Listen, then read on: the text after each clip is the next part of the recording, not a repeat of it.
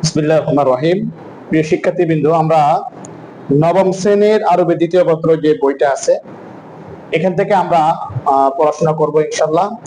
আমরা প্রতিটা অধ্যায় ভিত্তিক ভিডিও সেশন তৈরি করব, সেটা আমরা আমাদের গ্রুপে আপডেট দেব, তোমরা ওখান থেকে পড়ে নেবা। দেখো, আমরা প্রথম 4 নাম্বার পৃষ্ঠা প্রথম আল বাবুল আউয়াল ইলমুস সরফ এই অংশ থেকে আমরা তাদরিবাত অংশগুলো থেকে আমরা যে পড়াটা আমরা পড়তে পারতেছি। দেখো, এখানে বা অংশে লেখা আছে যে উনজুর ইলাল কালিমাতিত তালিয়া, যে তোমরা নিচের শব্দগুলোর দিকে তাকাও এবং সুম্মা ইখতার, অতঃপর ইখতার নির্বাচন করো আল কালিমাতিল্লাতি, ওই কালিমাগুলো তাদখুলু তাহতা সরফ, যেগুলো সরফের অন্তর্ভুক্ত।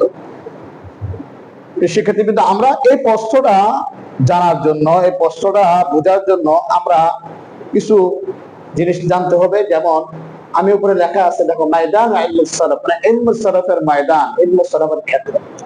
ইলমুস সরফ কোথায় কোথায় কাজ করে? আমরা জানি সরফ মানে অত পরিবর্তন করা, রূপান্তর করা। আরবি ব্যাকরণের দুইটা অংশ আছে, একটা অংশের নাম নাহু আর একটা অংশের নাম হলো কি সরফ। সরফ কোথায় কোথায় কাজ করতে পারবে, কোথায় কোথায় কাজ করতে পারবে না, এই বিষয় নিয়ে আজকে আলোচনা। আমরা জানি কালিমা 3 প্রকার। কালিমা মানে কি? শব্দ, ইসিম, ফেল, হরফ। আমি একটু বই যেভাবে লিখছি এভাবে আমি তোমাদের জন্য লিখলাম সুবিধার জন্য, যে ফেল, ইসিম, হরফ।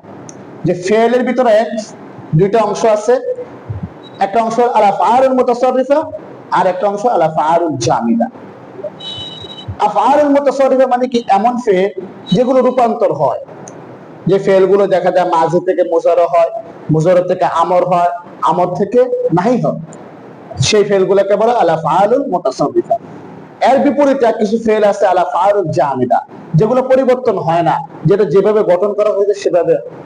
যেমন সেটা মাজির জন্য গঠন করা হলে মাজি হয়, মুজাররের জন্য গঠন করা হলে মুজাররে হয়, এটাকে বলা হয় আল আফআলুল জামিদা।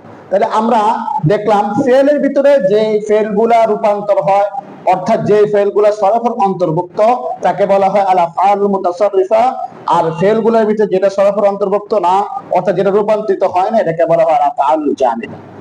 ইসিমের ভিতরে সেম, যে ইসিমগুলো, যেমন উদাহরণস্বরূপ আমি লিখলাম আলিমু,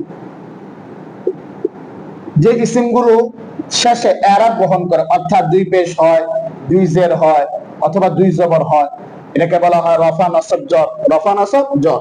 তাকে বলা হয় আল আফআল আল আসমাউল মুতামাক্কিনা, আল আসমাউল মুতামাক্কিনা।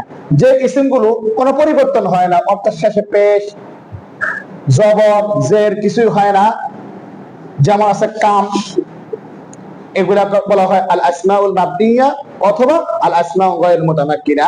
তাহলে আমরা পেয়ে গেলাম যে ইসিমের ভিতরে যে সরফের অন্তর্ভুক্ত, অর্থাৎ যেটা পরিবর্তন হয়, রূপান্তর হয়, যেটা এরাব বহন করে, তাকে বলা হয় আল আসমাউল মুতামাক্কিনা। আর এটা হলো সরফের অন্তর্ভুক্ত। আর যেটা সরফের অন্তর্ভুক্ত না, তাকে বলা হয় আল আসমাউল মাবনিয়া অথবা আল আসমাউ গায়রুল মুতামাক্কিনা। এটা এরাব বহন করে না, অর্থাৎ সরফের পরিবর্তন, সরফের অন্তর্ভুক্ত হতে পারবে না। এই শিক্ষার্থীবৃন্দ, আবার দেখো, এখানে আমরা এই প্রশ্নটা দেওয়ার জন্য, উত্তরটা জানার জন্য আমরা এই বিষয়গুলো আলোচনা করলাম। আর একটা বিষয় আছে হরফ। হরফ কোনো পরিবর্তন হয় না, যেহেতু হরফ পরিবর্তন হয় না, সেহেতু হরফ সরফের অন্তর্ভুক্ত হতে পারে না। হরফ হলো সরফের অন্তর্ভুক্ত না। তাহলে আমরা পেলাম 1 নাম্বার পেলাম হরফ সরফের অন্তর্ভুক্ত না। এখানে ফেলের ভিতরে পেলাম আল আফআলুল জামিদা, সরফের অন্তর্ভুক্ত না। এখানে ইসমের ভিতরে পেলাম আল আসমাউল মাবনিয়া, সরফের অন্তর্ভুক্ত না। আল আসমা অথবা আসমাউ গায়রুল মুতামাক্কিনা, এগুলো কি সরফের অন্তর্ভুক্ত না। আচ্ছা, এখানে তোমরা বইয়ের ভিতরে তোমরা দেখতে পারবা কিছু উদাহরণ দেওয়া আছে আল আফআলুল জামিদার ভিতরে, যেমন নিআমা, বিসা, লাইসা, আসা। হ্যাঁ, আর আসমাউল মাবনিয়া গায়রুল মুতামাক্কিনা এখানে কি দেওয়া আছে? দেখো, আসমাউল মাবনিয়া মিসাল যেমন ইজা ওয়া আইনা ওয়া হাইসু আদ-দামাইর, মিসলু দেওয়া আনা, যত জমির গুলো আছে এগুলো সবগুলা। আল আসমাউল ইশারা, ইসমুল ইশারা আছে, এবং হাযা হাযি যালিকা তিলকা, ওয়া আসমাউল মাউসুলা, ইসমে মাউসুল আছে, আল্লাযী, আল্লাতী, আল্লাযীনা ওয়া গায়রা, ইসমে মাউসুল আরো আছে। আর আসমাউল শর্ত আছে, যেমন মান, ওয়া মা, মাহমা। আসমাউল ইস্তিফহাম, ইস্তিফহাম আছে, মিসলুন যেমন মান ওয়া মা ওয়া মাতা কাইফা ওয়া আসমাউল মুশাবাহাতু লিল হরফ, হ্যাঁ হরফের সাথে সাদৃশ্য কিছু ইসিম আছে যেমন কাম ওয়া ইস, এগুলা সরফের অন্তর্ভুক্ত না, মানে এগুলা ইসিমের ক্ষেত্রে সরফের অন্তর্ভুক্ত না। এখন এই প্রশ্ন উত্তরটা তোমরা অবশ্যই আমি এই আলোচনার প্রেক্ষিতে তোমরা উত্তরটা বলতে পারবে আমি আশা করি।